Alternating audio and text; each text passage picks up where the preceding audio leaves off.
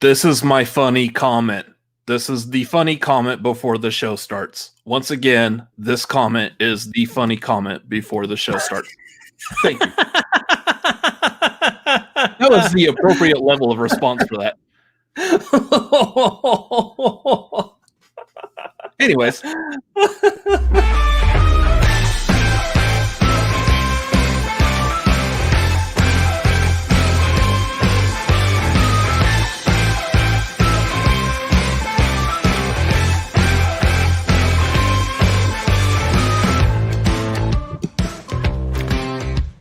What is going on, everybody?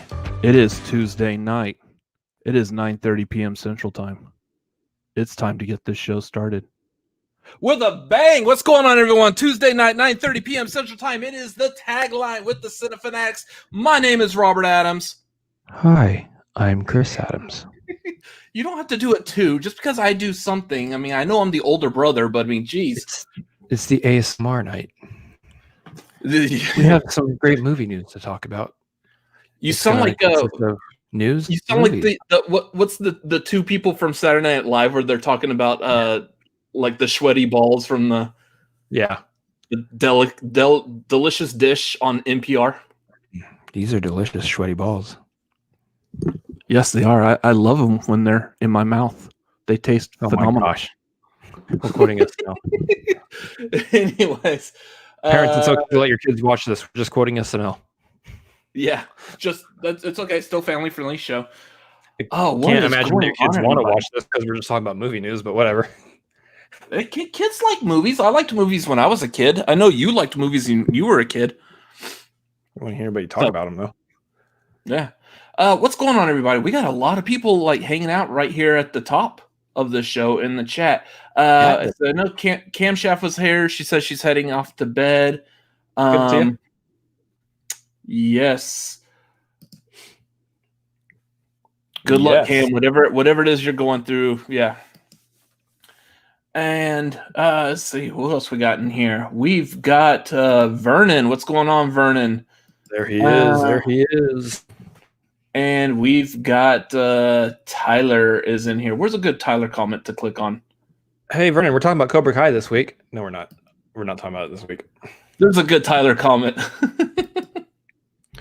What's going on? Today's tagline, we're highlighting comments from the chat. Hello, Vernon, Tyler, Cam, and Rachel. How are y'all? Oh, and Malcolm is here too. I am here. Hello there. Ooh, there's Malcolm as well. Man. It's been quite a week. I need some air real quick. Hold on. As y'all can see, his chair needs to be replaced. Yeah, I don't care about replacing my chair right now, though. That's not a big deal. Run the shtick into the ground throughout this entire episode. I'm fine. Probably. So one of us needs to keep the energy up. The other one just does ASMR. AMSR. AMSR. ARSM. I don't know. Auto mechanical sling. ARMS arms. Anyways. Yeah, it's been a wild week. Those of y'all, everyone has seen the news. Malcolm, you're in New Zealand, so I don't know how familiar you are with our news, but I'm pretty sure you are because it's made worldwide headlines. Movie news is worldwide news. Yeah. We're having a fun time over here in the United States. You and I have a different definition of the word fun. Yeah. Fun's doing a lot of work in that sentence.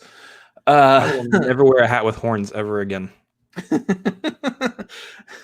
Yeah, apparently, the Flintstones Water Buffalo Club took over the Senate room. Yeah, so. The whole Capitol. Yeah, apparently something's going on in Washington D.C. I don't know. We live in Texas. Yeah. It's kind of far away. So, needless to say, still trying to push through with life as everything is. So, how have you been doing this past week, brother? That I live with. Yeah, I'm like 15 feet away from you. I don't know what the actual footage is between our two bedrooms, but your cat is giving everybody a show. Yeah. Hey, Lola, how have you been this past week? Licking the toes, I see. Okay. She might not have been good, but at least her foot tastes good. Big gulps, huh? Well, see you later. See you later. No. Now she looks like all disturbed or whatever back here. Like, were you talking about me on camera again? Oh, good Lord. Cute cat videos. And Vernon's comments not popped up. There it is. Left me clawing for more. Ayo. Anyways, weird week, weird, strange. I'm about almost halfway through taking this entire week off so I can catch up on some Cinefanatic stuff. So that's been the first and foremost of what I'm working on. Last week, we announced changes going on to this channel. Changes. No, we can't get copyright strike. Did you see what the Real Rejects did? They said Tom Cruise's name lightly to the theme of Mission Impossible, and they still got hit. That is insane, absurd. Hey, we should try it too. Tom. No. I don't want the stream shut down by stupidity.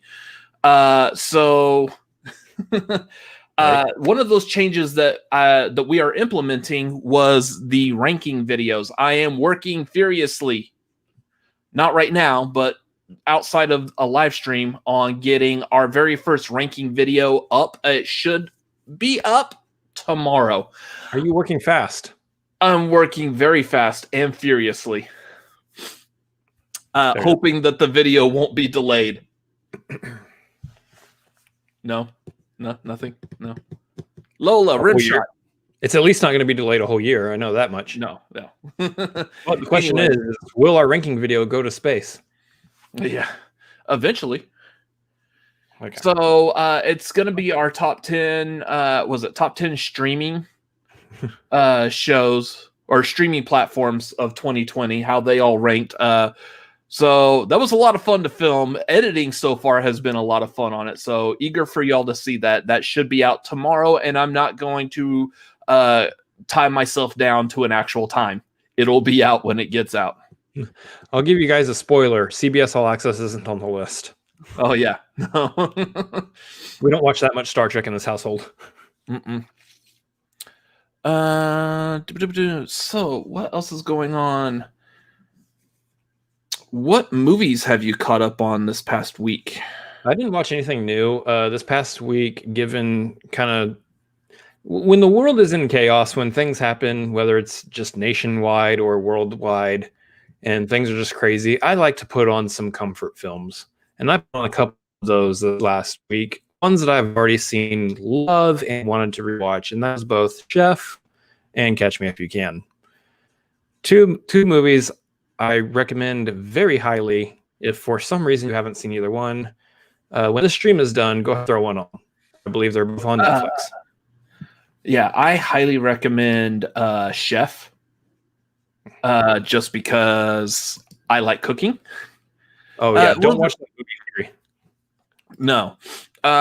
What's that one? The dish that he makes for ScarJo in there, the pasta aglio e olio. And I actually did say that correctly, y'all. I didn't stumble over that one.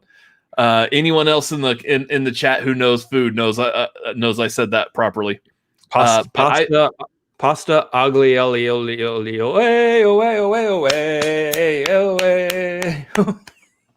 Why are you on the internet? That's where that went. That's So I've made that because of that movie, and it's really good. I highly recommend watch that and then look it up. I think like Binging with Babish has a really good tutorial on how to make that pasta aglio e olio. Pasta aglio e olio. Aglio e olio. Man, I am trying to find something and I can't find it. Oglio, the old one. That's we love the old one. Oh, I'm sorry. I thought it was Oreo cookie. Yeah, that was something we did a lot as kids. That we always thought that the witches guards on Wizard of Oz were always saying Oreo cookie. I was like, this is a paid sponsorship in my Star Trek, in my Wizard of Oz. Was Oreo around during that time? I don't know. We're not the Oreo. We're not the Hey. Oreo fanatics. You get your movie news and your historical facts on cookie companies. Yeah. What else do you got going on while I do this real quick? Well, as reported last week, I'm trying to get my Twitch channel off the ground. We did a little test the other night of that, so don't actually follow me on Twitch yet, because any streams I do right now are going to be test streams to make sure I can actually physically stream on Twitch. But we did one the other night, and my capture card was going out on me. The audio, the video was fine. That video was actually really good, but the audio for some reason would cut out every now and then. So I have to take this $150 capture card, return it to Amazon, and buy the upgraded one, which is actually $200. Which means I can't actually buy the upgraded one until I get the money for the old one. So that's kind of the fun stuff I'm dealing with as I try to get prepared to do some fun little streams on the Twitchers. Did you find what you need? Yes, I did. Good, because my life is boring and I don't have another story to tell. It happened to be in the last place I had it, which was not exported out of my image editor yet. So look at that. Malcolm he knew. Yeah. Good job, Malcolm. Anyways, to get this show back on track, as always, if you have questions, comments, anything you want to send in, there is the streamlabs.com/cinefanatics. Send in questions, comments that way. You can also do the super chat. We're not opposed to the YouTube version of money coming in. And then also money from that. Okay. And also there is patreon.com/cinefanatics. We've made changes to that. There's new stuff coming up. Right off the top, here's things I want to announce. This coming Saturday, that is the 16th, we will be doing our Patreon watch along. I threw the question out in our Discord. We had a couple of people answer, and I think we've decided we're going to do National Treasure. Kind of given the state of the country and all, it seemed appropriate. And the 1,000 jokes that people made on Twitter saying that they now understand how it was possible for Nicolas Cage to steal the Declaration of Independence. Yeah. So we will be doing National Treasure. That's going to be this Saturday. Topical. Yeah. We will start like around the 9 p.m. Central Time. So 7 p.m. Pacific, 10 p.m. Eastern. Yeah, that's going to be a lot of fun. So bring your old Benjamin Franklin reading glasses and let's watch this movie. I don't know why Benjamin Franklin sounds like that. I'm going to steal the Declaration of Independence. Whoa, no, that's Keanu Reeves. That's Keanu. Whoa, I know Constitution. They all sound alike. I want to take my face off. It's Abraham Lincoln. Whoa. That was a Bill and Ted reference there. That's where we were going with that. Yeah, apparently. And the other thing we have is a week from tomorrow. So next Wednesday, which there's nothing else going on at all, so should be pretty simple for everyone to come join us. The 20th of January? Yeah, nothing is going on the 20th of January at all. Nothing is going on that day. So that night, pending anything else potentially happening, that night we will be doing our live trivia hang.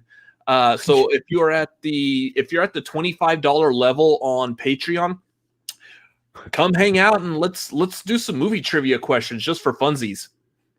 Yeah. So keep in mind, we're going to be doing that provided the internet is still accessible by all citizens and we are not trapped in a bunker somewhere because of nuclear fallout within our own country. So that's what's going to happen. Yeah. So that will be position.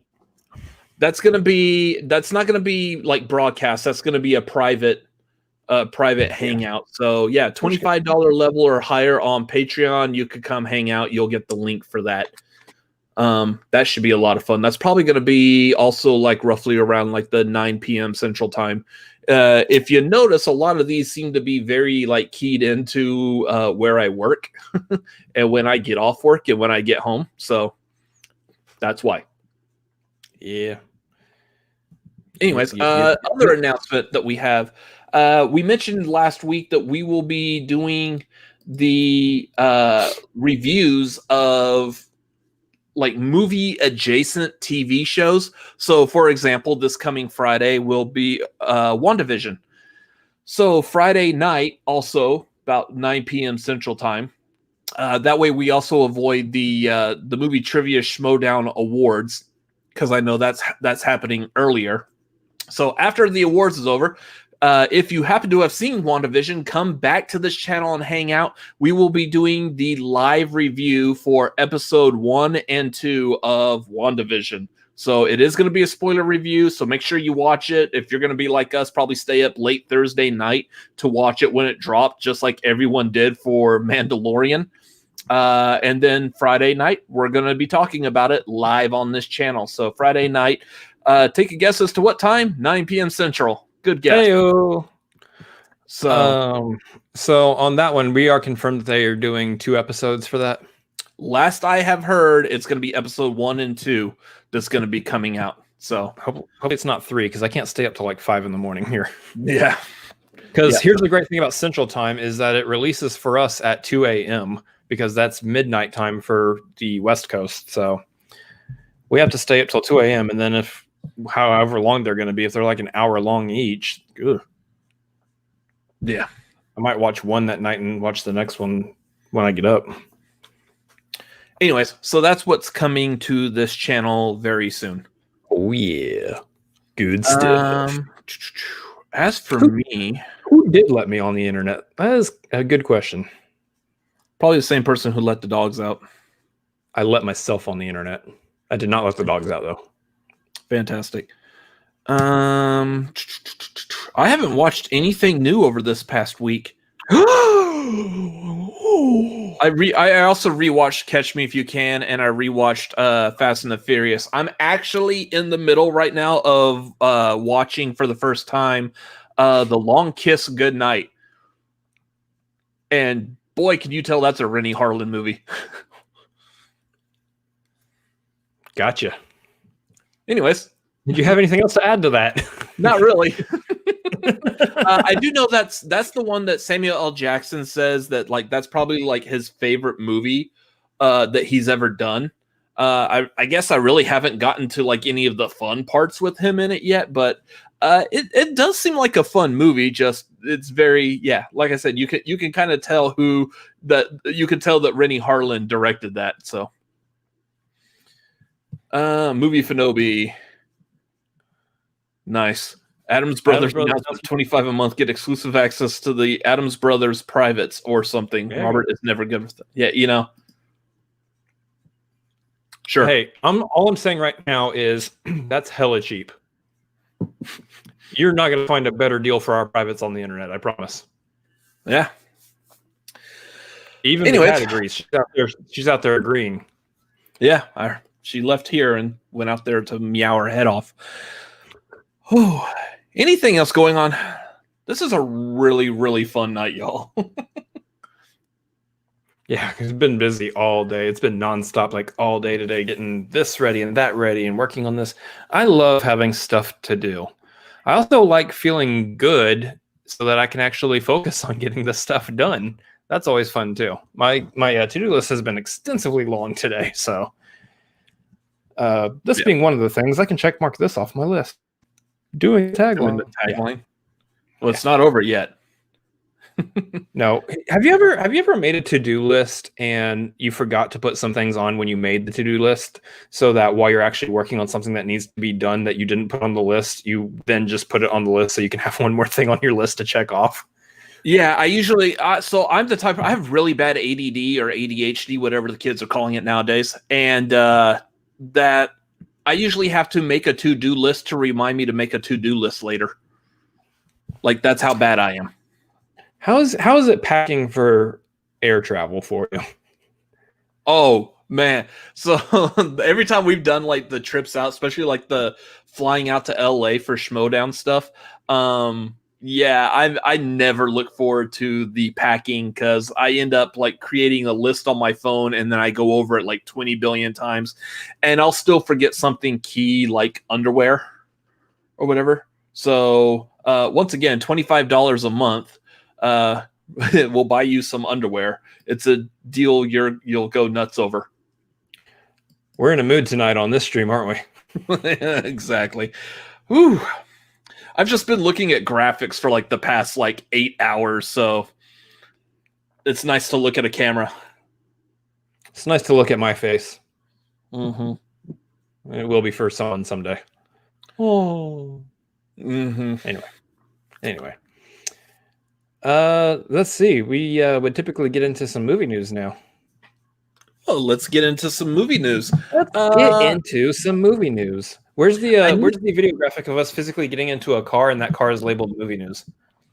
I know. I still need to create that a video graphic or something like transition. Once I'm done with the graphics of everything else, I'll do that. It's a clown car because we're clowns. If you say so. I'm in the mood tonight too. Okay. Anyways, what are we doing? First thing of news, Brendan Fraser is apparently starring in Darren Aronofsky's adaptation of The Whale, which is based off a play. Guys, it's a good stream if you start off your news with a Brendan Fraser story. Yeah, because here's the thing: other than him doing the show for DC, why the name slipped my head all of a sudden. Anyways, other than him doing a DC show where he provides a voice for a robot, just let me stew in it. Yeah, that's fine. Thanks. I haven't seen Brendan Fraser in a long time. The last thing I saw Brendan Fraser in was a website asking where has Brendan Fraser been this whole time. That's the last time I saw him. The last time I saw Brendan Fraser was when he did Doom Patrol. Oh yeah. That's Doom Patrol, that's right. Doom Patrol, there you go. That's it. I mean, yeah, I totally knew that. Hey there, Garth. How are you doing? We know you're currently in the hospital. Hope you're doing okay. And Glad you're here. Yeah, Doom Patrol, which is essentially, from what I remember, the DC version of X-Men. So probably is one way to explain it. It's a very interesting looking show. I've never watched it or gotten into it myself, so can't really comment on it. Anyways, so Brendan Fraser is going to he's going to be in this Darren Aronofsky movie where, again, it's based off a play in which he's going to be playing a person that weighs 600 pounds. This is going to be interesting. So, I mean, clearly he's going to have a suit for that. Yeah. But this definitely sounds like the type of movie that's going to be, if done well, it will easily net him some Oscar nominations. This just in, Brendan Fraser has been casted as Mr. Creosote. Oh, jeez. Oh, a random reference there, isn't it? Oh, God, I hate that. I hate that scene. Ugh. Do you like a mint? It's wafer thin. Wafer thin. Yes. Yeah, movie Fnobi. The last best movie was The Mummy Returns, which that movie was kind of eh. I mean, that came after George of the Jungle, so I'll give him that. Yeah. The first Mummy was really good. And I liked him in Blast from the Past. Yeah. That was a really fun movie with Alicia Silverstone. A classic Fraser flick. Also with Christopher Walken as his father. Hey! So how many famous actors has Christopher Walken played their father? All of them. I did the father role for Leonardo DiCaprio in Catch Me If You Can. 2 mice climbed into a bucket of cream. Two mice fell in a vat of cream. One mouse drowned to death. The other one swam until he turned that cream into butter, and he climbed his way out. Guess which mouse I am. That being said, I'll be doing Christopher Walken impressions for $20 Streamlab, Schmobot. What do they call him? Schmobot. Go donate to the movie trivia Schmodown. Come back here and he'll do an impression. That works. That'd be that on SEN Live. There's someone's going to put in $20 and we want Chris to do an impression of Christopher Walken. They're gonna be like, "Who's Chris? Yeah. What are we talking about? What?" We'll have the fanatics from here, our fanatics. Will be in the chat going, "Yeah, we know, we got that," and then they're all going to come back here and expect that the next week. Yeah, that's funny. So Darren Aronofsky movie about a play, based on a Brendan play. Fraser as a 600-pound man. Black Swan 2. Mm-hmm. Yeah. Okay. Where are we at tonight? Where's the show going? That's the response I'm looking for. Mm-hmm. Yeah. Huh. Yes, right, and yeah, you're doing the yes part, but you're not doing the and part. Ben Affleck, he's going to be directing a movie called Keeper of the Lost Cities, which is based off I guess like a young adult novel. He's going to be doing this for Disney. This is a weird one. Now, here's the thing. We don't know anything about the book at all whatsoever. But Ben Affleck directing a movie for Disney, if you look back at Ben Affleck's previous directorial work, none of that screams Disney. Argo, freak yourself. Like Argo, bippity boppity yourself.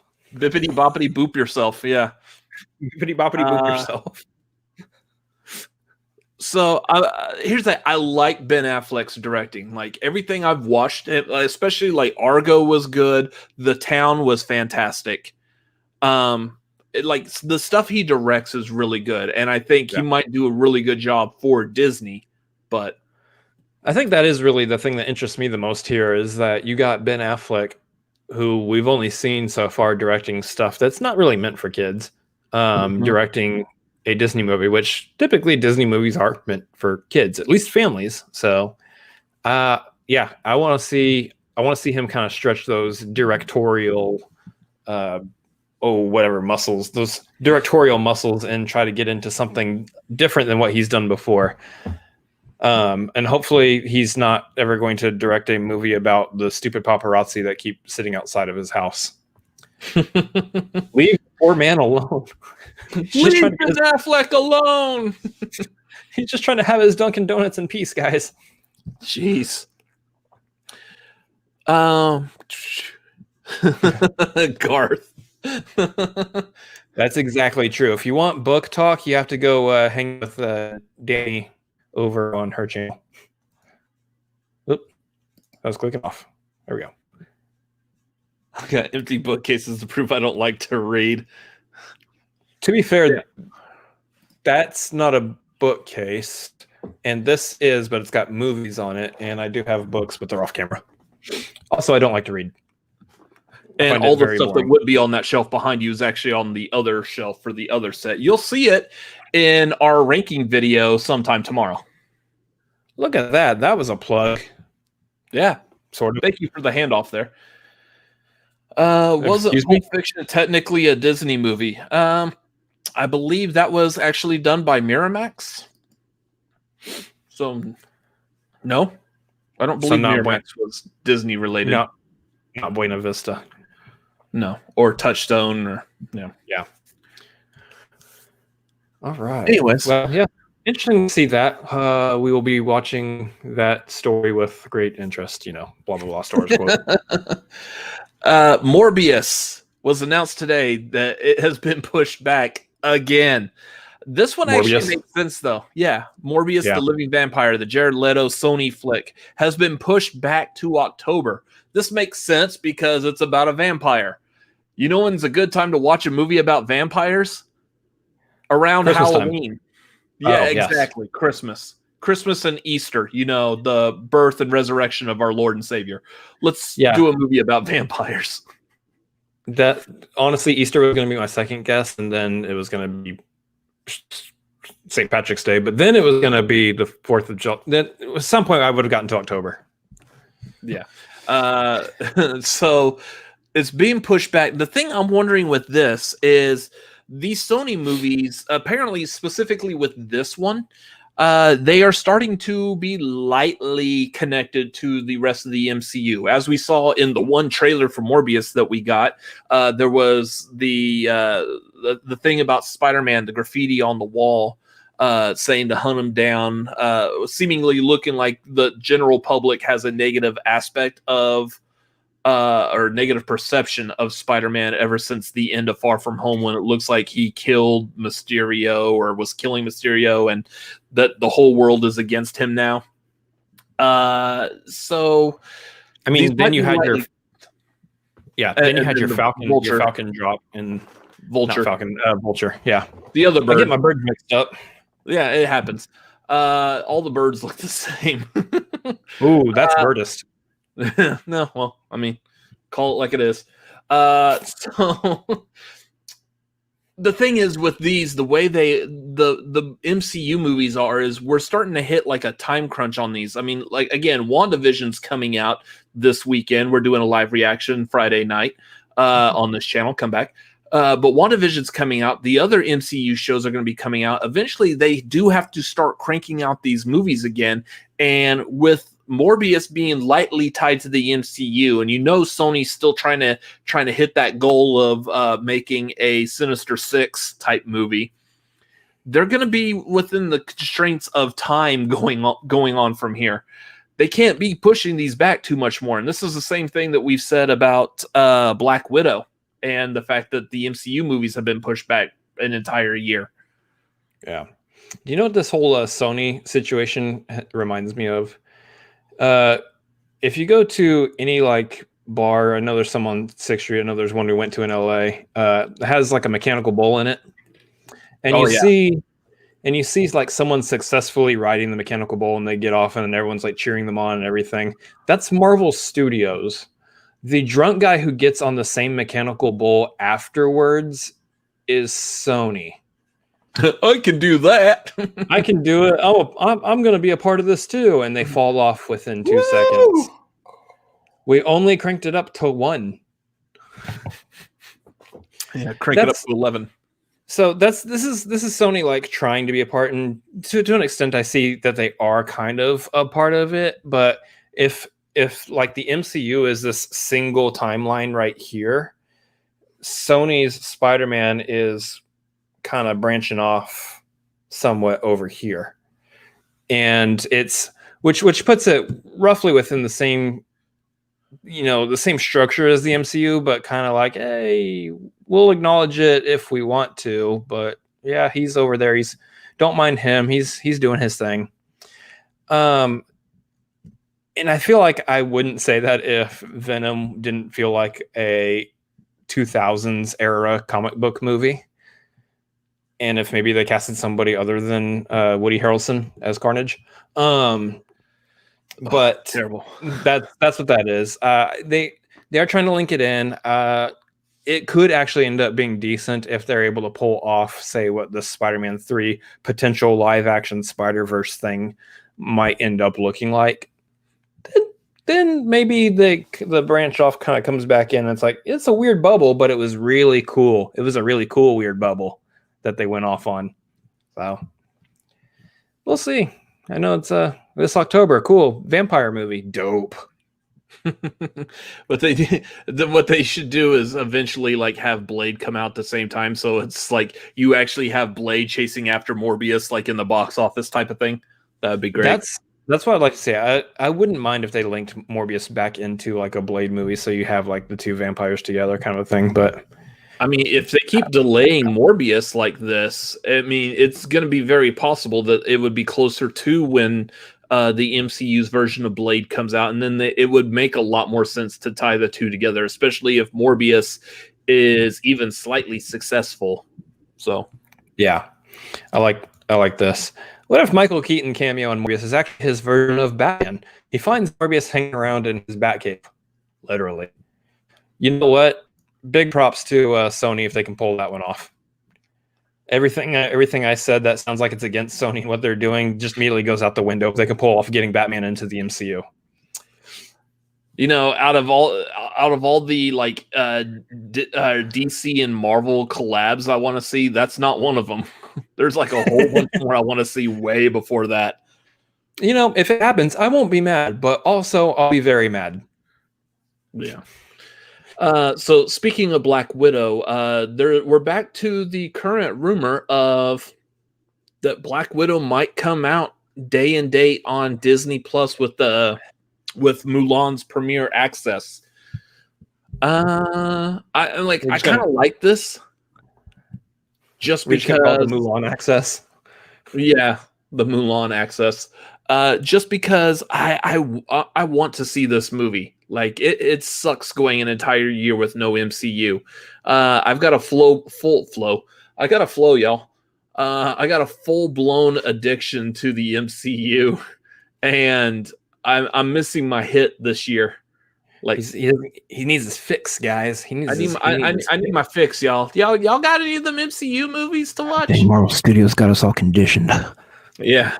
So I don't know. Like, I kind of want to see them take the route though of releasing it on Disney Plus, but I mean, still release it in the theaters if you can. I mean, that's what HBO Max did with like Wonder Woman and the other movies they've got coming out. They're still going to be going to a movie theater. So like, do that with Black Widow. That way, those of us that are in an area, like we've got a couple of movie theaters around here, I would say are perfectly safe for us. We've gone to them a couple of times so far. Like we saw Tenet in the theater. There haven't been too many people there, and I don't know why she's just staring at the wall back there. Freaking cat. Okay. But that's so weird. But there's been very little people there, and then typically when we go, like I have made a point to make sure we get like the back row. So there's no one behind us that are going to expel droplets like towards us. We're behind all of them. So if they expel, it's away from us. So we are the expellers. Hopefully that science works out and everything checks on that. I would ask Bill Nye the Science Guy if that works, but he's busy dancing as an ice cube. So topical, relevant, nice. That's what I'm trying to do. I like this. Here's the thing. I believe we've probably talked about this before because this has been a rumor that's been playing back and forth, throughout the entire year and everything. Nice. Nailed it. It's been a rumor that we've been hearing about multiple times. I think the kicker here is that at some point Marvel's going to be back into a corner where they do have to release it in the only way they feel like they can. And that's unfortunately the boundaries that you have to work in when you're talking about the MCU, because again, it's one long through line. There's a storyline that's interconnecting all these movies together in order to keep up their schedule and keep up contracts with actors. Sometimes you gotta get these movies out when you can. Actors will eventually age out of these things, and we can't push our movies for 2 years. Hoping that we can, get another one under the belt while we still have access to these actors. Which is Harley at the end of Endgame. Yeah. And so anyway, at some point they will have to release Black Widow however they can, especially because if they have, say, like Falcon and the Winter Soldier, that show is supposed to be connected somehow to Black Widow. I know that they're talking about that they went back and kind of reshot some things or re-edited some things in regards to that. So it remains to be seen if that is true, if it is going to be still connected together. But regardless, the MCU has to start getting movies out in order for them to kind of keep on a schedule, keep on a timeline or the stories that are being told in the movies. Otherwise, we're going to see movies being released in 2023, which is exactly when Endgame took place, and we'll be all caught up. Yeah, pretty much. Everything will just go like, so it's the 5 years later, and moving on. Yeah, so that'll be interesting. I think, right now it's hard to determine if whether or not a full just theatrical release can happen in May. again, the world of movies is kind of leaning upon the world of how quickly can a vaccine be rolled out and people start feeling safe again. And so that remains to be seen. May might still be too early, but maybe later on in the year, possibly. So it might behoove them to do a day and date with both Disney Plus and theatrical release. And yeah, maybe hopefully we'll actually get to see Black Widow this year. Yeah.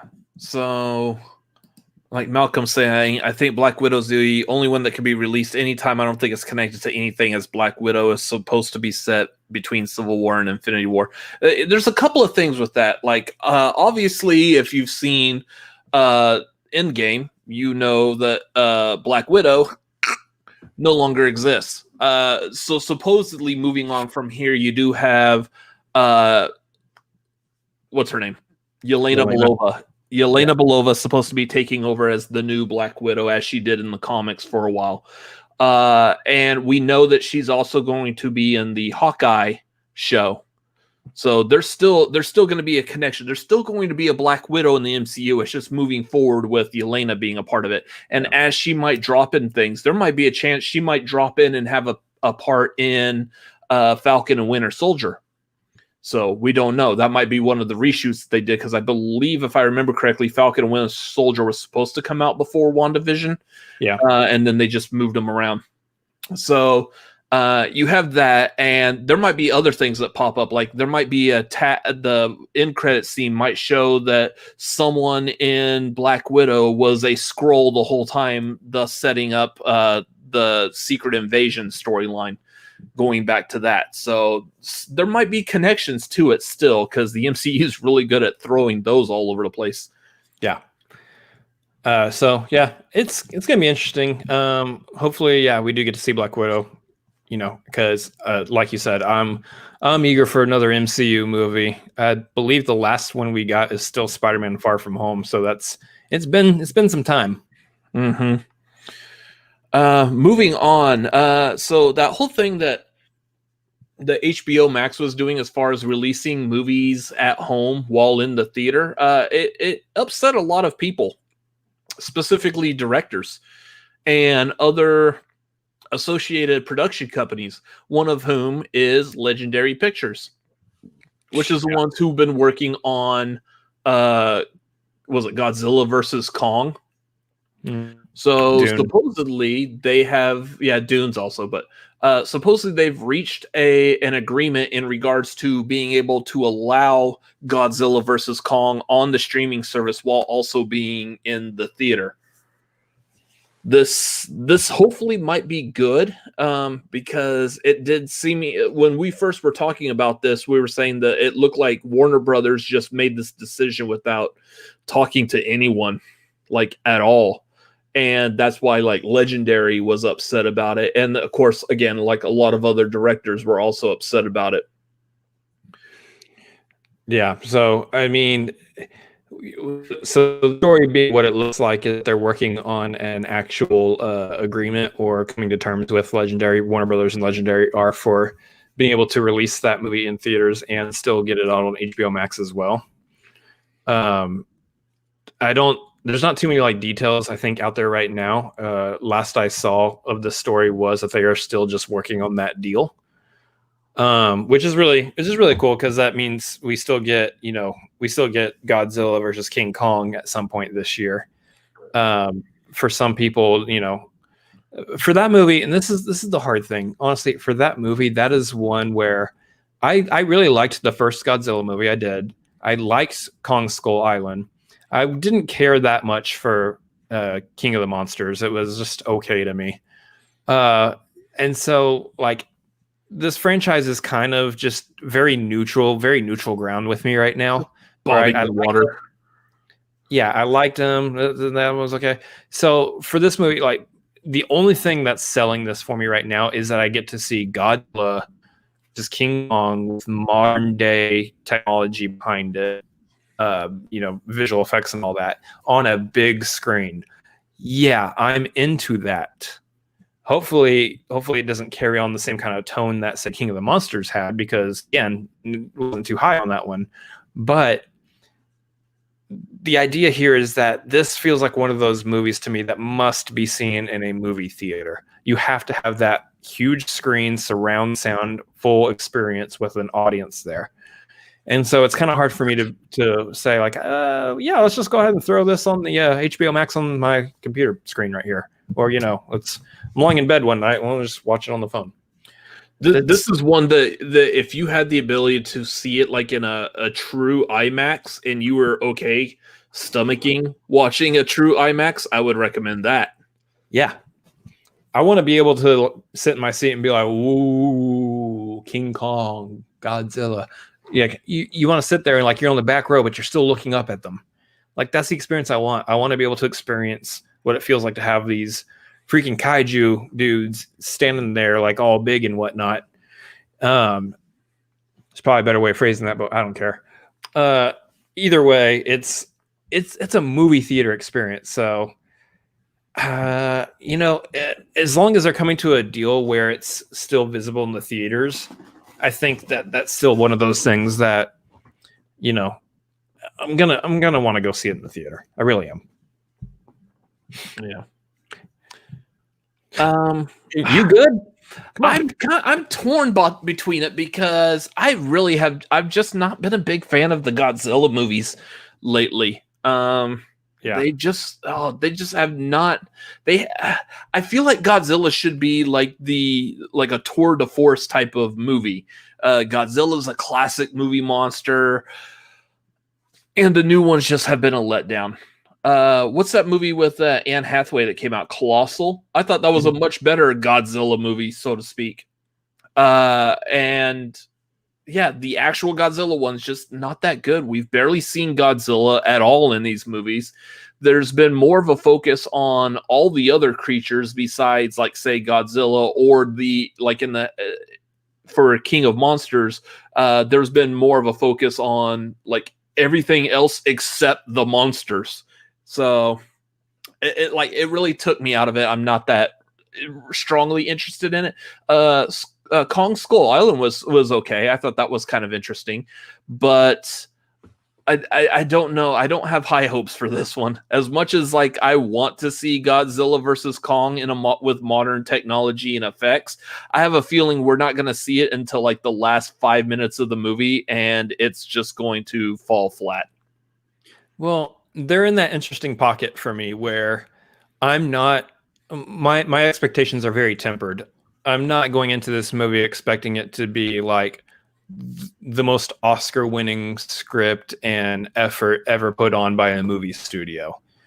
I do expect it to be like Oscar-winning nomination for visual effects, but outside of that, I'm sold purely on the spectacle side of this. This movie only sells on the spectacle side, I believe. I don't think that you're going to get somebody in there who is going, man, did you see that narrative that they're just weaving in that Godzilla versus King Kong movie? Man, that was so good. I did not expect all those twists and turns in the story.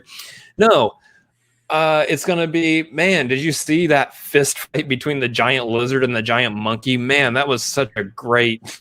That was so cool. They're just wailing on each other. I don't know. King Kong's an ape. He's a gorilla. He's an ape. Simplifying it for the joke. So it's going to be one of those movies. The thing is you threw me off, and I have no idea what my point is. Welcome to Zoo Fanatics. I'm going to open up my monthly copy of Zoo Weekly. You'll see the muscular structure of the giant gorilla. That was the Zoo books. Yeah, that's what I'm talking about. Zoo books. The Zoo books. Yeah. I always liked those when they showed that. Anyways, we're not the Zoo Fanatics. So yeah. Anyway.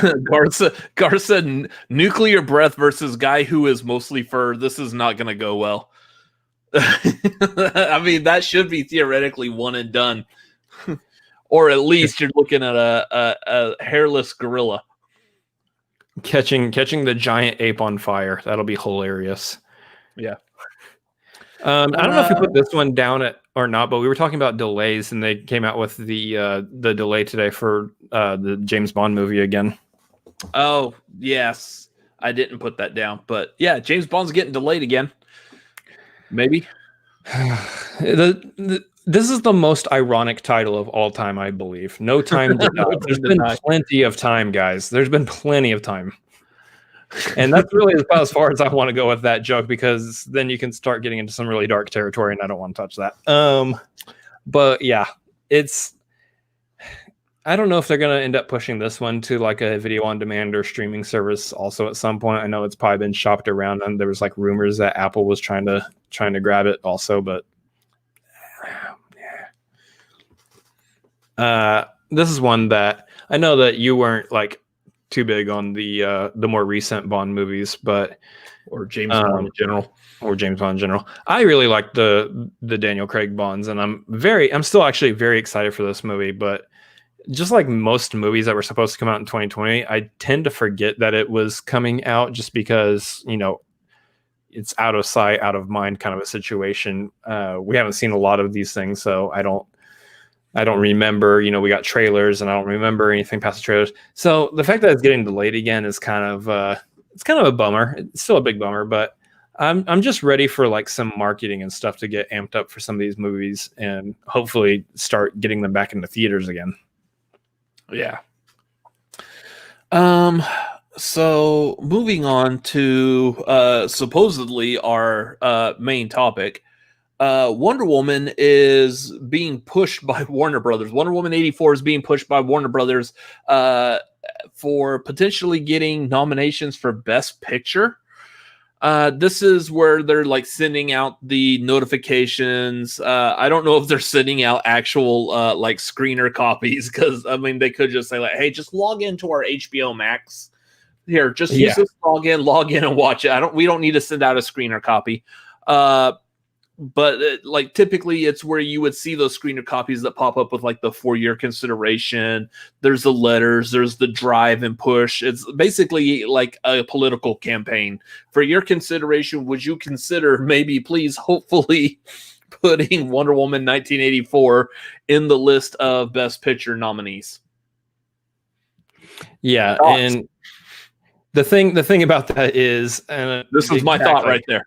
This is what a lot of people think, and I'm kind of with it. There's no way, like, even the pandemic time when you're not getting too many theatrical releases, there are still some really good movies being released on streaming services, on video on demand, just some festival darlings that came out any way they could somehow this year. All these movies probably, from a classical filmmaking perspective, deserve to be highlighted a little bit more than say Wonder Woman 84. And I'm not completely trashing that, because I still think Patty Jenkins is a fantastic director. I think the people involved in that movie are all still good at what they do. Just that movie itself it just didn't hit home for me here. As far as Wonder Woman 84 getting a Best Picture nom, the studios do this. They take these movies, regardless of how critically they're received or how much audience receives them, they still push them for these big prestigious awards. I'm not sure necessarily the reasoning. It might just be because just in case kind of a situation. We want to, shoot your shot out there. But just in case there's a global pandemic and there's no other movies to nominate, here's one. Look, Wonder Woman 84 had a better message in it than Sonic the Hedgehog, so we got a shot here, right? Yeah. I don't know. But that's the thing. That's the thing we got to keep in mind, is that all these movies, all these big budget tentpole releases, they tend to still do this anyway. I mean, what's the example we had? We had was it Age of Extinction? What was the first one with like Mark Wahlberg? Yeah, Transformers Age of Extinction. They did the same exact thing. They pushed that movie for several big prestigious awards, including Best Picture, which exactly. Hamstrakt in the clutch with that multi-use comment there in the chat. Good job, Hamstrakt. Right? So this is something that is not foreign to the movie industry. These big movies being pushed for these big prestigious awards. I don't think it should be. Even if they're still trying to find 10 movies for the Best Picture, I still don't think Wonder Woman 84 goes into that. Just I think it's just too divided, and I don't know, they really ever take critical response or actual audience response into consideration when pushing these things, because the whole structure of getting these movies into these prestigious awards is very political. But this is the other thing to keep in mind, is that Suicide Squad is an Academy Award winning movie. Oh, never say never. Bond callback. That's the thing, though. I love that we talk about that. Suicide Squad's an Academy Award-winning movie. For what, hair and makeup? Yeah, maybe. And I'm not undervaluing that role. It's just that there's a difference between winning an award for your hair and makeup and then winning Best Picture. Mm-hmm. That's why those awards are typically given right off the bat. They're the big prestigious ones, of course, are held to the end, much like, say, this show, where we hold on to what we believe is going to be the big topic of the night to talk about towards the end. So therefore, everyone watching has to sit through all the smaller news bits, just working our way to the big one that we're all excited to talk about. That's the way entertainment industry works. So that's what we go with. Sorry to reveal that, to see the guy behind the curtain if y'all didn't know, but I mean, that's how this works. I'm showing Garth to reference all the Bond movies in the chat before we finish the show. You know what? Let's go for it. I'd be eager to see that too. I would love to have something to reward Garth with if he can pull it off. I don't have anything in my mind right now, so I don't know, but I would like to see that. So he's already done, this one was really good. They'll release it on POV. That's for your eyes only. You only watch twice. Nah, that's good. That's two there. It's two, yeah. Knocking them out. Anyway. So I mean, you seem really enthusiastic about this news story. Yeah, pushing it for Best Picture, I don't see that happening. I do see, again, not to beat a dead horse, I see a bunch of people just looking at it and going, now, if you were doing it for maybe special effects, maybe hair and makeup, costume, Doctor, no way I can do that. Well, there's a nice start. I can give it for costuming, because I love Wonder Woman's costume. As she has one of those costumes that typically only really works well in the comic book pages, drawn. Even the Linda Carter Wonder Woman series, her costume looked kind of weird and hokey. It just didn't look quite right. Now, of course, I didn't see it till the 80s and I was a kid, so it's through child eyes looking at a 10-year-old TV show, and I still thought it looked a little weird, because I was familiar with Wonder Woman. I did have the superpowers Wonder Woman figure, so I knew how Wonder Woman was supposed to look, and while I like Linda Carter, I just thought the costume was just a little weird. But that's the thing with all superheroes. All superheroes, back when they were around, all their costumes were bright, colorful, and they worked for comic book pages. They look super campy and ridiculous on the big screen, so they have to modernize them somehow. Yeah, and the way they've done it for Wonder Woman's costume in these movies is fantastic. I'm actually a big fan. This is gonna sound weird. I'm a big fan of the boots. And not in the Quentin Tarantino way. I'm a fan of how, instead of it just being boots, it does look like Amazonian warrior shoes, but it has the leather straps going up the side to make it look like a boot. You're really glad I clarified that, right? I'm just so glad you said the word boots, because that's not the word I thought you were saying there for a minute. Oh yeah, no, I really love the boots. I love the boots. The boots. But I do like the design of them. And every time, when they've shown her, in this movie, they show her running down the street before she, lassos a building and takes off. They show the close-up of her boots, and the design is so well done.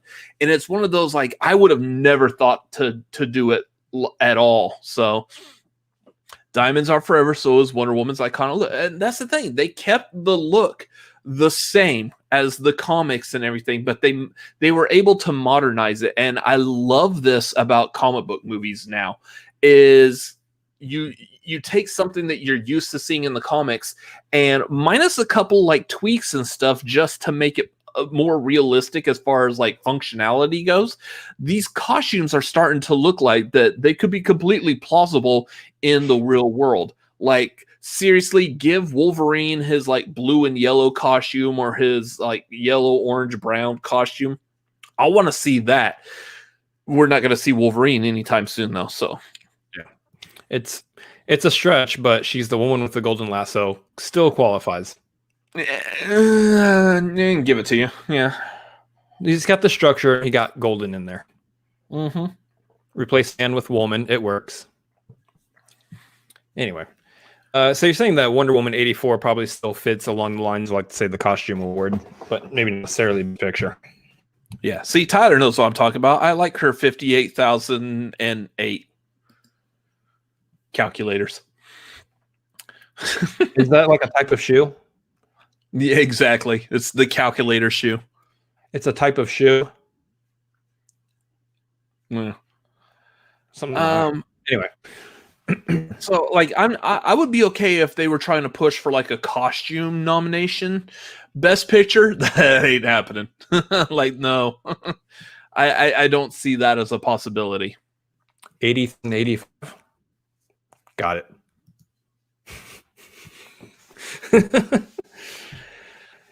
Anyway, so that's gonna do it for our news tonight. Oh wait, Deadpool had something to say about this, didn't he?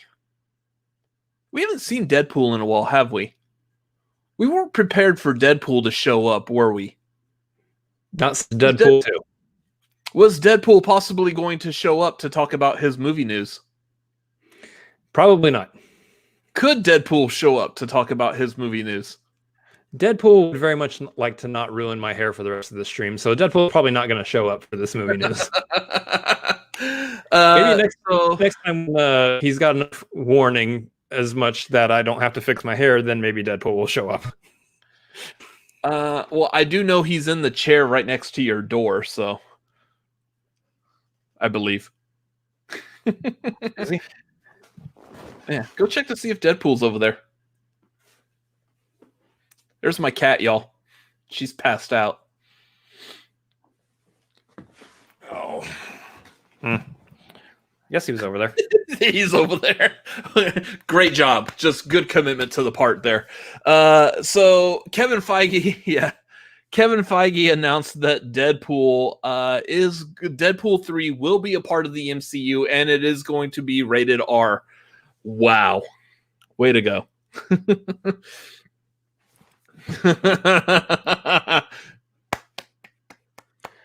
Okay, there it is. Well done, Garth. Well done. So yeah, I think that's the interesting thing is these are interesting comments that he was talking about. Of course, they're going to work with Deadpool 3 because the Deadpool franchise has been killing it at the box office, so to speak. But they also have the entire Marvel Cinematic Universe that they're working with now. So is it possible that Deadpool is going to be the first mutant adjacent outside of, say, Scarlet Witch and Quicksilver, first mutant adjacent character that we see appear in the MCU before actual mutants do? Well, so this is going back into what you were saying a little earlier, that you need to be cranking out these movies. As of right now, X-Men no longer exists. There's not a huge rush to get X-Men out. We're not trying to continue any kind of story that's seemingly already been created as far as we know. There's no reason for that. Deadpool has 2 very successful movies under his fourth wall breaking belt and whatever else is under his belt. And they're needing to capitalize on that. They need to be able to crank out Deadpool 3 as fast as possible. Yeah. Because this is one of those that when Disney acquired Fox, they acquire all the franchises that Fox has rights to. this is one of those franchises that it doesn't matter what you do. It could be Deadpool staring at a wall on my bed like my cat, and people will want to see it. This is like a built-in franchise that's going to make it money. That, for the most part, Disney hasn't had to spend $1 on anything Deadpool related at all. And the second they make a movie, that's already an automatic return on that entire Fox purchase investment. So this I would equate to like, that Walmart is Walmart. I don't know why I went Walmart. Amazon is a huge company. You haven't helped build them up at all, but you get them for a really good cheap rate, knowing that they're about to skyrocket. I believe this is called insider trading, but I might be wrong. I'm not a stock fanatic, but like it's kind of like that. This is a guaranteed return. And you need to crank this out. You hit while the hitting's good, or strike while the iron's hot, whatever the weird saying is. Burn the bridge while it's still unburnt.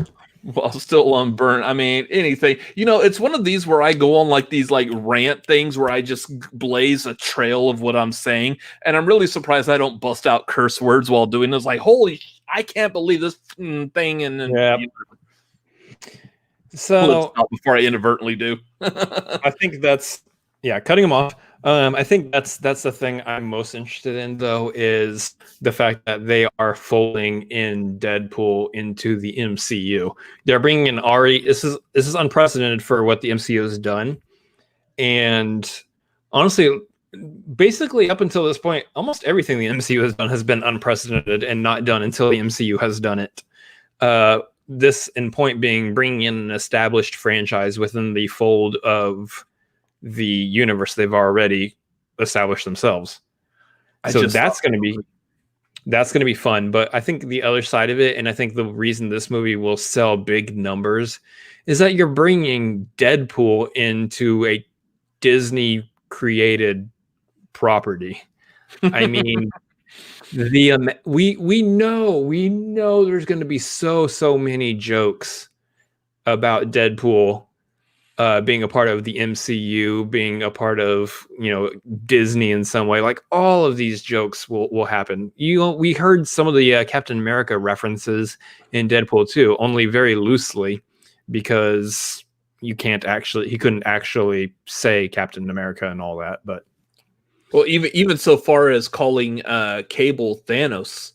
So we've already had like a taste of the fact that Deadpool could cross over into this world. What I just realized is we've already seen him. I believe he's done it in both movies, making fun of the fact that they've had both James McAvoy and Patrick Stewart playing Professor X. I guarantee when X-Men comes over to the MCU, it's no longer going to be either one of those two. They will get a whole new actor for Professor X, and it's going to be amazing if the Deadpool franchise is still going. He's like, really? Another one? Like, just another one. Him calling out like the changes that Disney has to make to the X-Men franchise is that is just pure gold. Again, this is all built-in stuff that, like, I'm actually really surprised if Disney even spent like a minute thinking about bringing Deadpool over. The second that anyone with like the slightest hint of creative ability thought about this, they'd be like, oh, this is going to be so good. This is going to be like the treasure trove of money. Well, so the thing about this is that you look at the MCU and how they've established their characters. There is a certain bar that they've set for bringing their characters onto the big screen, where for the most part, every character is classically how we know them to be. Their costumes, their outfits look as close as a movie counterpart can be to their comic book costumes and outfits. Their personalities, who they are as characters, they're all relatively the same as who they are in the comic books.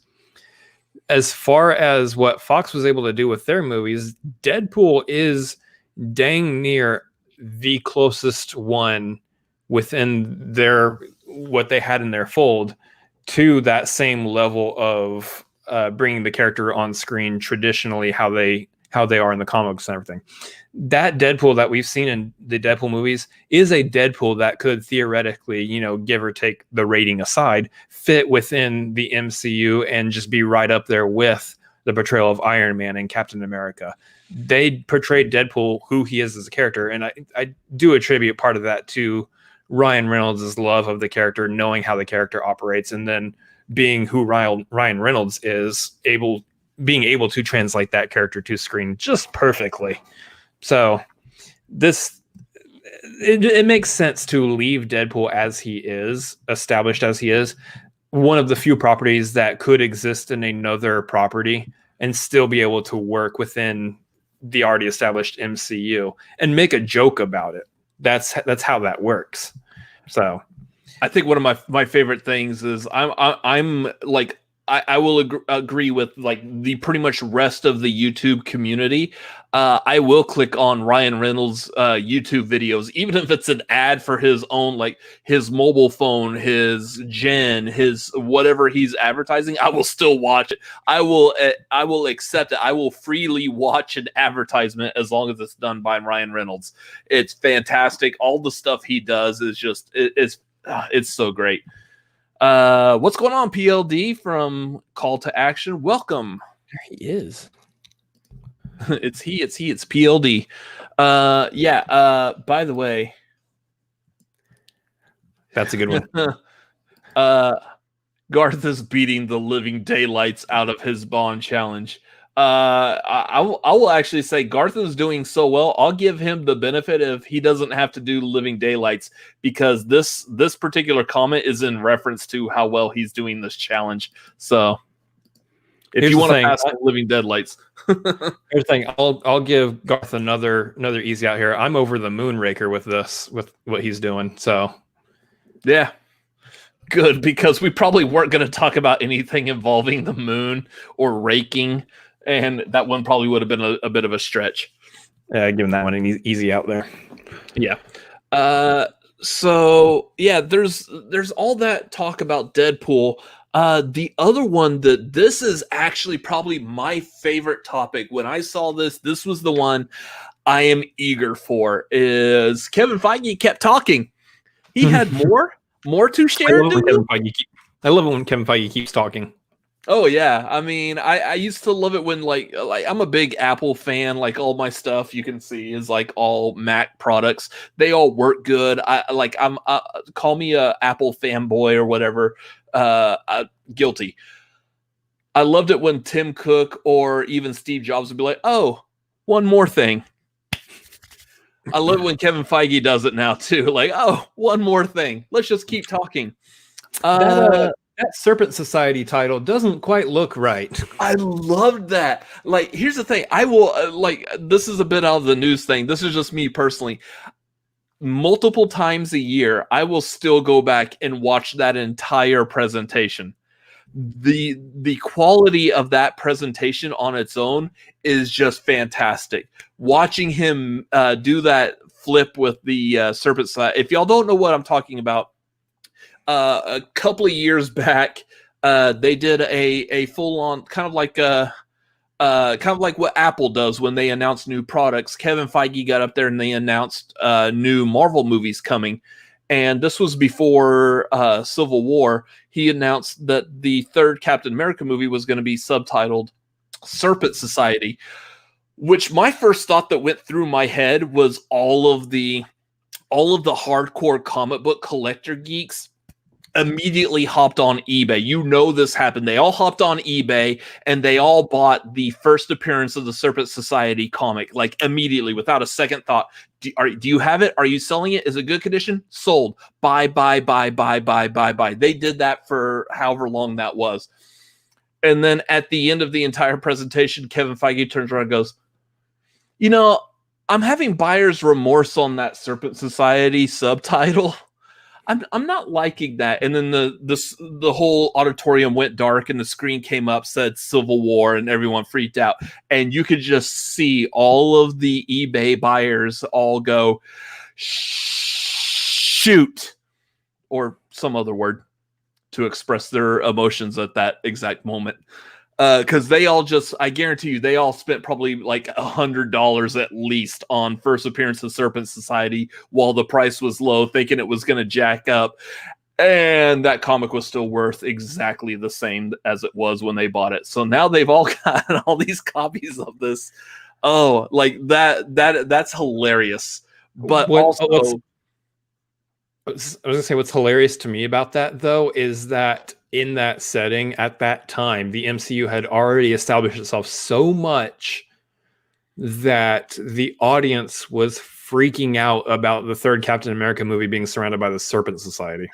Yeah, you actually heard people like, yes, the Serpent Society! Like, what? Snakes! What, really? Snakes!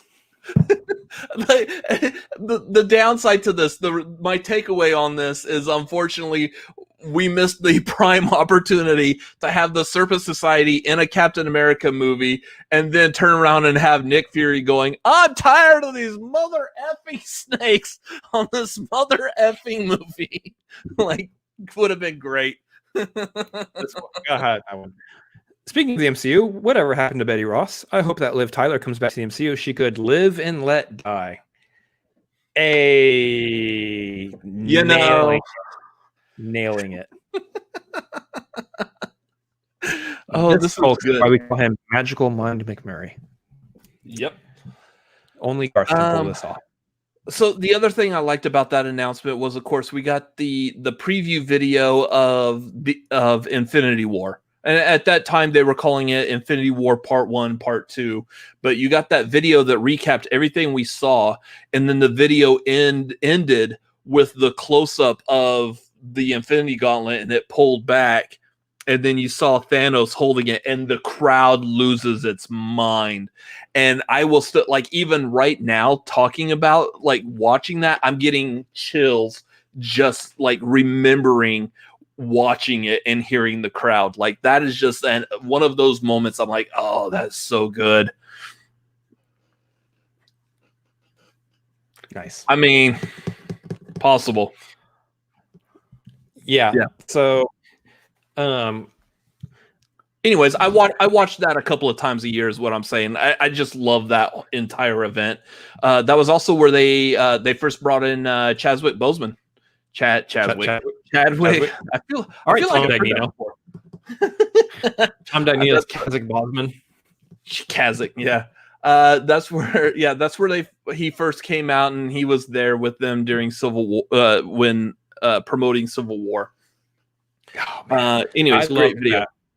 I loved that because when they were talking about doing a Black Panther movie or bringing Black Panther in there, I was like, they better cast Chadwick Boseman. That is like the perfect casting right now. They better cast Chadwick Boseman. And then they brought him out, and I was like, I'm so happy. A casting thought that I had is the one that they had too. You should be a casting director. Sometimes I feel like I could, honestly. Sometimes I really do feel like I could, but that was just a cool moment. I am very saddened that we don't get any more Black Panther with Chadwick Boseman, but that is. Oh my God! I was wondering how he was going to do that, and it hasn't caught up where I can click. There it is. I was wondering how you were going to pull off Casino Royale.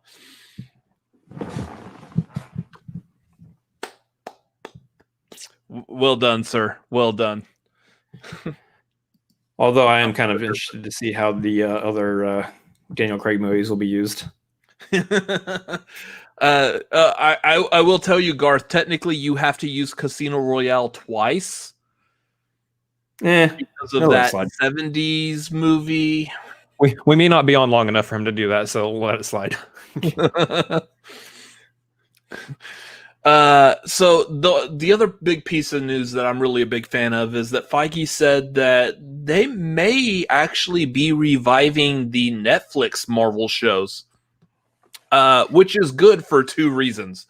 One, Daredevil was fantastic. Yeah, I love Charlie Cox as Daredevil. Matt Murdock, he was perfect. Like the casting, everything about that show when it first came out was absolutely perfect.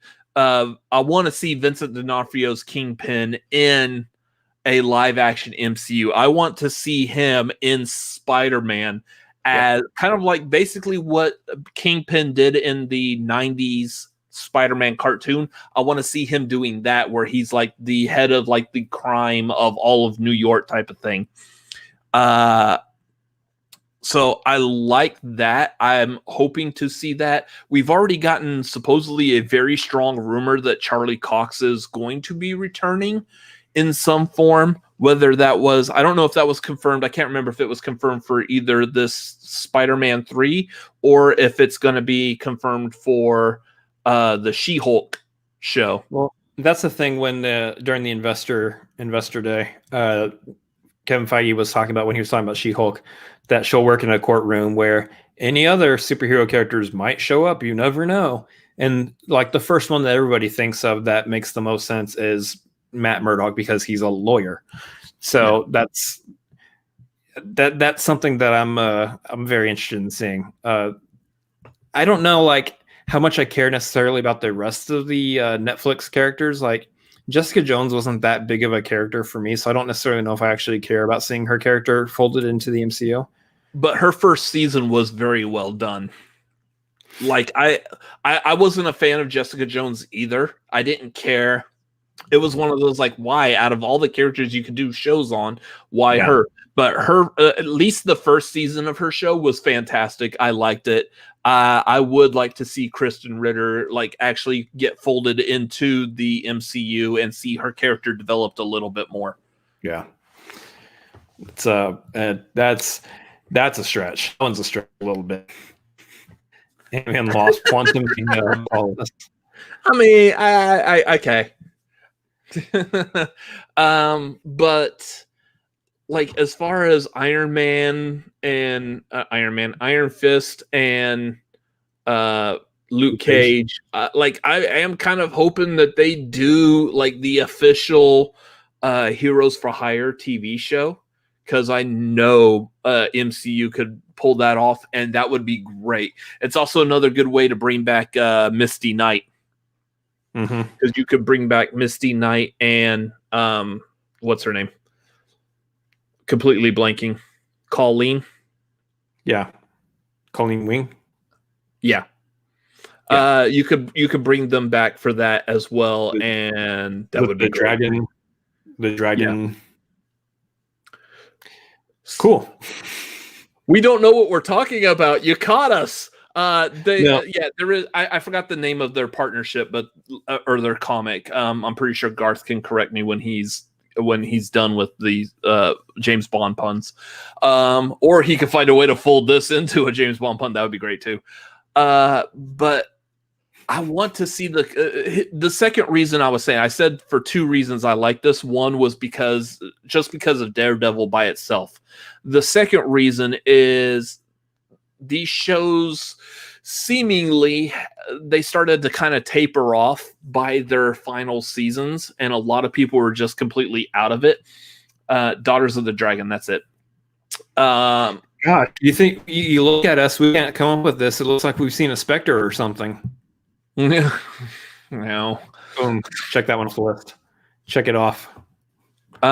So like these were starting to taper. They didn't have a high like viewership, a lot of people raving about the shows anymore. This is something where I think the MCU could like excel in, is taking these shows and reinvigorating, breathing new life into them, and that would be fantastic. Me personally, I would actually like to see these characters maybe get incorporated into these other shows first. And then if there's a good enough of reception on them, then maybe take them back into their own show again.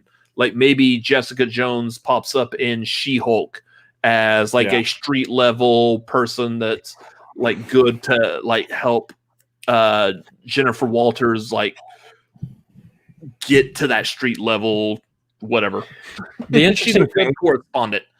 The interesting thing to me on this is that you've got if you bring back, say, like Luke Cage, he's got two fellow individuals who in that show who are actually other MCU characters now. Mahershala Ali was playing, was it Cottonmouth? Yeah. Now he's playing Blade. Blade. And then Alfred Woodard. Alfred Woodard was in there, and now she came back as a smaller role within Civil War. So I think this was the Civil War one first. I think the Civil War one was first. As far as filming goes, like filming goes, I believe it was. But I think release wise, I think we got Luke Cage before Civil War. Mm-hmm. So, and she was, I forgot her name. I want to say it was like Miranda or something, but she was like a corrupt politician in Luke Cage. And I would kind of like it if, like, maybe they do a TV show or something that expands upon her character from Luke Cage, and she ends up like she was working with, Zemo, and posing like Zemo was backing her campaign or something. If she would go and pose as this mom, acting like her son was lost in Sokovia, talking to, so it would essentially still be the same character. Like that would be very interesting. It'd be a very hard like through storyline to try to pull off.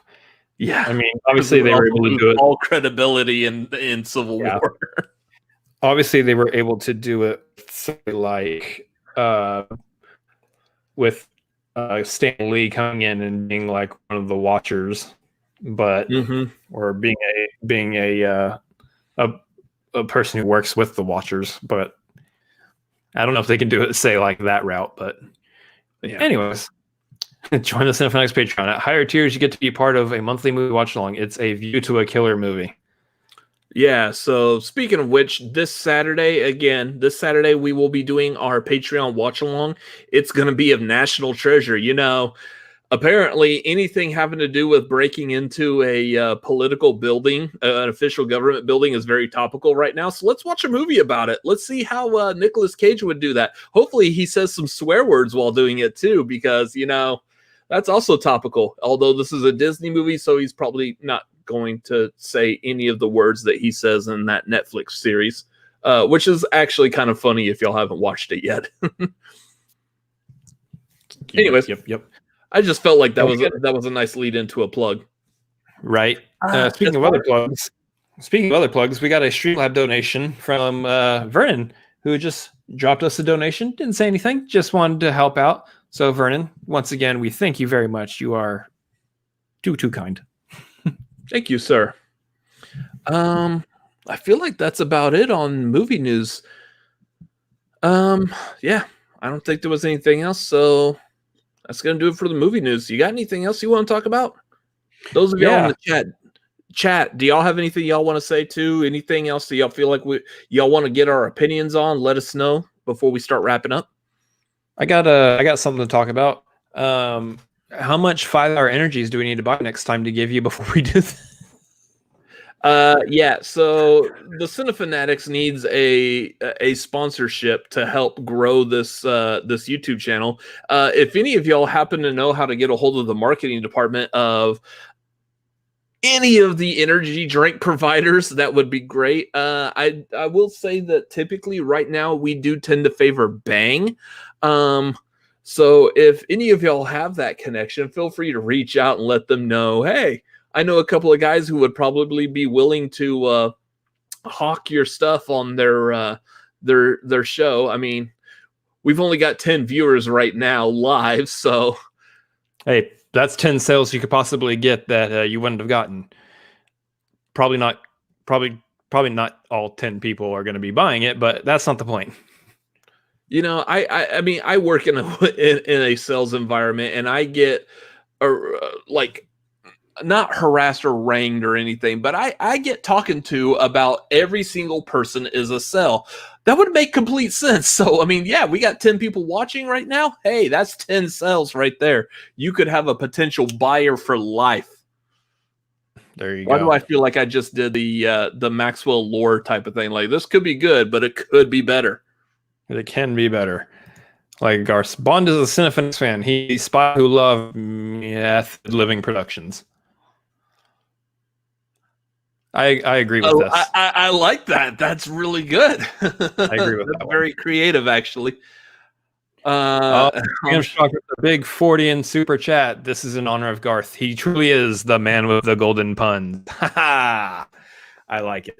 I like that one. Thank you so much, Hamstrakt. That one's a good one. I like that one. Look at Garth. How about Blue Chew? It'd fit with the blue theme. Well, maybe. Yeah. We'll talk to him. We'll see what's up. Joe Rogan's first sponsor was the Fleshlight. No. I don't need money that bad. Not gonna touch that one. Moving on, kids. Don't ask your parents what that is. How do you get in touch with Joe Rogan again? Anyways.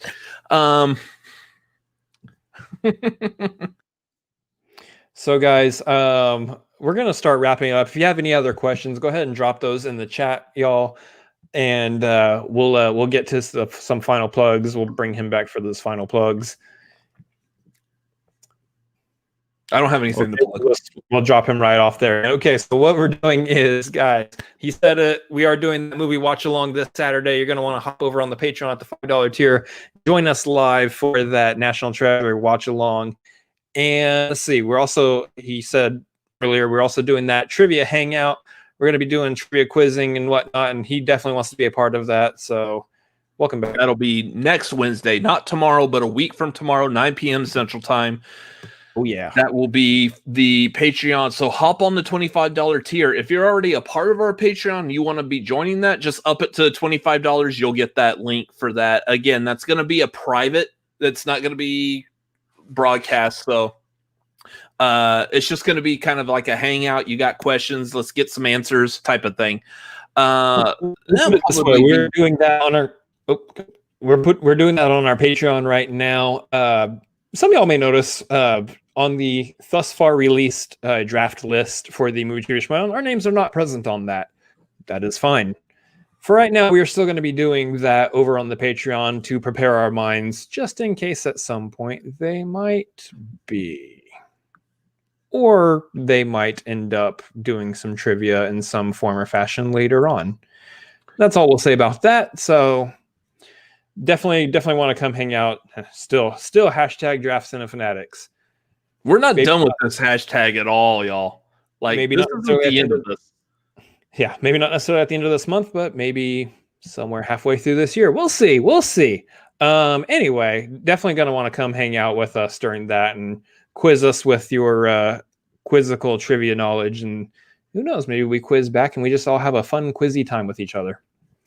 I don't know what that means, but you know. I swear I'm going to pistol whip the next person that says quiz. Hey, Farva. Quiz. Anyways, there's also, again, this coming, so for tomorrow, I'll throw this out there. Tomorrow, at some point, you will see our very first ranking video. That's right. We are doing ranking videos. We are becoming actual YouTubers and doing a thing that all movie YouTubers do by ranking movies and movie-related content. Our first one is we are ranking which streaming services really performed very well this past year. So that's going to be sometime tomorrow, as soon as I'm done with the video and I get it up and out there. So come back tomorrow, check that out. Make sure you like, comment, share it. That's the big one, is make sure you share that. Let people know, have people come and get some eyes on it. That's how we grow this thing ultimately, is by sharing and liking and everything, all of the YouTube stuff. And then join that conversation in the Discord, because we'll probably be hanging out in the Discord as well, talking about that too. If anybody's got anything they want to say, they want to share their ranking for that topic, that specific topic, we'll be doing it in the Discord as well. So yeah. So that's the other thing too. The Discord that we have, it's open to anyone who's a part of our Patreon. You donate just $1, you can join the Discord. As this grows, and as those of y'all who are in the Discord, y'all could attest already, we ask questions of people in the Discord like, hey, what watch along do you want to see this coming Saturday? And we're doing National Treasure completely based on the recommendation from the Discord. So if you want to see something, if you want to have like some kind of control over a YouTube channel, join at $1, hop in the Discord, conversate with us, and make a recommendation for something. I believe, I have a ranking channel in there? I do. I have a channel in there currently for ranking. If you have stuff you want to see us rank, give us a recommendation of something to rank, like top 10 Tom Cruise movies, or top 10 times we've seen popcorn eaten in the movies, or whatever. I don't know. It's the top theater chains popcorn. That's a good one. We'll just go to all the theater chains in the area and just rank their popcorn, I guess. Top scenes where Brad Pitt is eating food. I mean, we could venture off into the crazy of that one. So yeah, you have a suggestion, drop it. Let's see what y'all have, because I'm eager to rank some stuff. Anyways, that's the best way to do it. Just join the Patreon, $1. You could do that as well. So that is tomorrow. Thursday, we may or may not have a trailer to react to. Apparently, Tom Holland dropped some news on Twitter. I'm starting to believe that this is probably going to be the Apple TV Plus thing he's doing. Cherry, I believe is what it's called. So it might be that, but we're also thinking it might be like an Uncharted trailer. If it is, there will be a trailer reaction up on Thursday. And then Friday, of course, is the Movie Trivia Schmodown Awards. We're not doing anything for that, but we're going to be watching them. But then after that, come back here, 9 p.m. Central Time. We will be doing our first live spoiler review for WandaVision. That is going to be, as far as I know, the first 2 episodes will be out on Friday. We're going to be doing a live spoiler review. If you are able to watch it and in time, come back here and give us your thoughts also, because we want to talk about this show. I am eager for anything MCU related, and this show looks like it's going to be a full blast. Yeah, so come back. There's going to be a lot to talk about, because as of right now, I have no idea what this show's about. Still don't. Even by watching all the trailers, I have no clue what this show is going to be about. So I'm sure there's going to be a lot to talk about. So yeah, come back. That's going to be Friday night, 9 p.m. Central Time. Saturday's the watch along of National Treasure. You can be a part of that if you're at the $5 Patreon level or higher. And then next Wednesday's the trivia hangout. A lot of good stuff coming on this channel. A lot of work, but I'm loving it so far, because some of the stuff, like I've been working on graphics and stuff for the past couple of days. They look good. I'm proud of my work. Like I can't wait for y'all to see this stuff. So yeah, it's good stuff. So it's about time to start wrapping this up. Did we get all of the James Bond movies in there? Was there any of them left? As we wait for Garth to respond to that, because we know that this is the internet and it's not immediate gratification. Yeah. Make sure you follow us at Cinefanatics MLP on Twitter and Instagram. There's also Robert Adams MLP, Chris Adams MLP, Twitter and Instagram. Follow me on Letterboxd. I'm shooting for watching 2,000 movies in my entire life. I'm like 1930, or I'm about to be a little over 1930. Come follow me on Letterboxd. My brother's still working on his, so don't follow him yet. Define working. Yeah, okay. But yeah, same Robert Adams MLP on Letterboxd. Come follow me on that as well. And Garth says he got them all. Good job, sir. That was actually really impressive. So nice. Yeah. All right, guys. It's been fun. We've had fun here. The cat clearly has had fun too. She's tuckered out. Let's call it a day. It's a day. Great. See you later, guys. Thank y'all for being in the chat. Thank y'all for watching. We will see y'all next week. And yeah, that's going to do it. For my brother, for myself, y'all all have a great evening and good night. Later. Boo-bye!